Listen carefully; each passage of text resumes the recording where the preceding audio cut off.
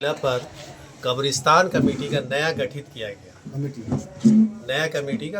गया जिसमें आज नए कमेटी में हमारे सेक्रेटरी साहब फैज़ साहब को आवाम के ज़रिए चुना गया और सदर हमारे मिस्टर राजू साहब को चुना गया और वाइस सेक्रेटरी हमारे सिराज साहब को सिलेक्ट किया गया और खजांची में डॉक्टर इकबाल साहब।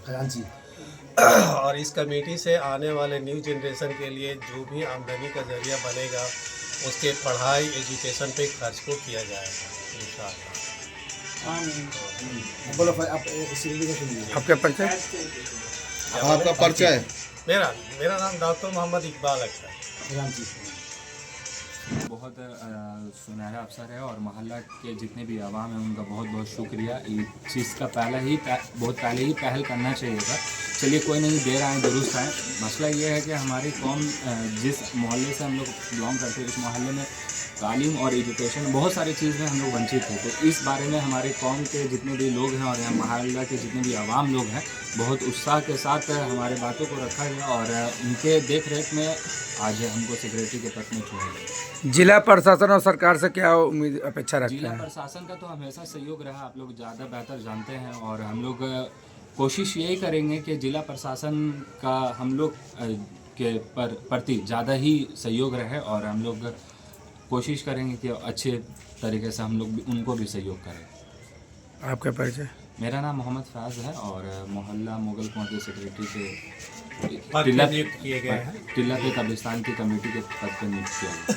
इमाम साहब उर्फ राजू कर दीजिए।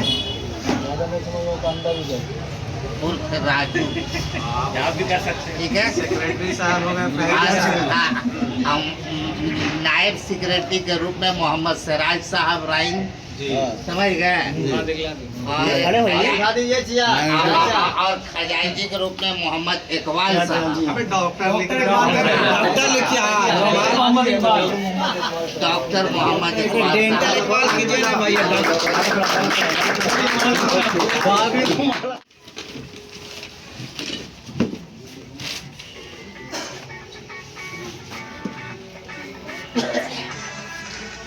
इंशाअल्लाह we will win the match, ठीक है।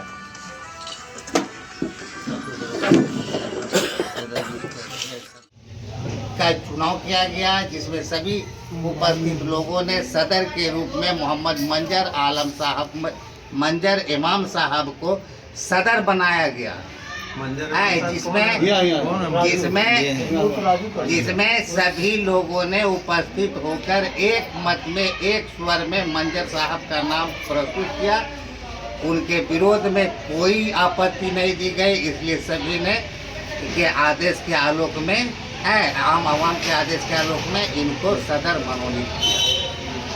दूसरा, सेक्रेटरी के लिए प्रस्ताव दिया गया तो सभी उपस्थित लोगों ने यहाँ आम आवाम जो भी बैठक में उपस्थित लोग थे उसमें सेक्रेटरी के रूप में मोहम्मद फैज़ साहब को सेक्रेटरी एक मत में सेक्रेटरी का नाम लिया, जिसमें सभी उपस्थित लोगों में से किसी ने आपत्ति नहीं किया, इसलिए सेक्रेटरी के रूप में इनको मनोनीत किया गया। सदर कौन हुए? सदर मंजर